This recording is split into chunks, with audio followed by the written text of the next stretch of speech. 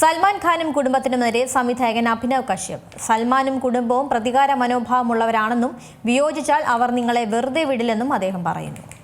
2010 ദബാംഗിൽ സൽമാൻ ഖാനോടൊപ്പം പ്രവർത്തിച്ച സംവിധായകൻ അഭിനവ് കശ്യപ് നടനെ വിമർശിച്ച രംഗത്ത് സൽമാൻ ഒരു ഗുണ്ടയാണെന്നും നടന്റെ കുടുംബം പ്രതികാര മനോഭാവമുള്ളവർ നിറഞ്ഞതാണെന്നും സംവിധായകൻ ആരോപിക്കുന്നു.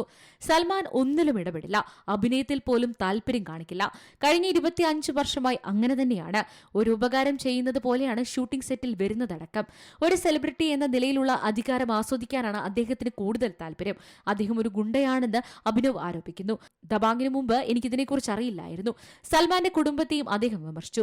ബോളിവുഡിലെ താരാധിപത്യത്തിന്റെ പിതാവാണ് അദ്ദേഹം. 50 വർഷമായി സിനിമാ രംഗത്തുള്ള ഒരു കുടുംബത്തിൽ നിന്നാണ് സൽമാൻ വരുന്നത്.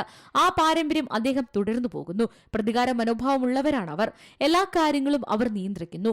നിങ്ങൾ അവരോട് വിയോജിപ്പ് കാണിച്ചാൽ അവർ നിങ്ങളെ വെറുതെ വിടില്ലെന്നും അഭിനവ് പറയുന്നു. Entertainment desk, C Malayalam news.